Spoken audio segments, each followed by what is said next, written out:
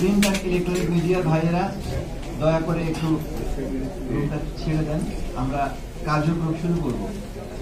আপনাদের সহযোগিতার জন্য ধন্যবাদ।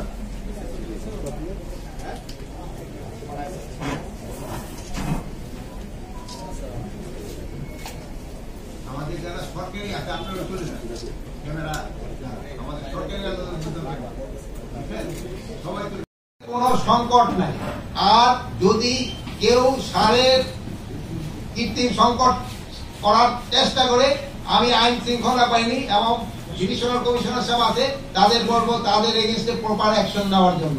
আর যেই সব ডিলাররা এর সাথে জড়িত হবে তাদের এই দেখবেন এই আগামী মাসে থেকে তাদের ডিলারশিপও চলে যাবে। তাদের কোনো অবস্থায় তাদের ছাড় দেওয়া হবে না, কোনো অবস্থায় ছাড় দেওয়া হবে না।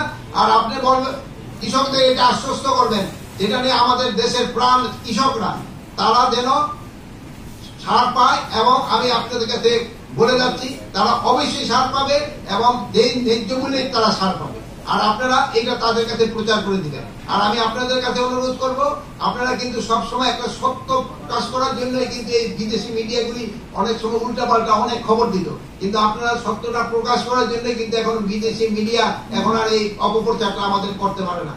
এই জন্য আপনারা আমাদের সাংবাদিক ভাইদের জন্য আমি আপনাদের অনেক অনেক ধন্যবাদ জানাই। আপনারা কিন্তু সব ক্ষেত্রে আপনারা আমাদের সাহায্য এবং সহযোগিতা করে যাচ্ছেন। ভবিষ্যতে আপনারা আমাদের সব ক্ষেত্রে সাহায্য সহযোগিতা করবেন এই আশা করি। আল্লাহ হাফেজ।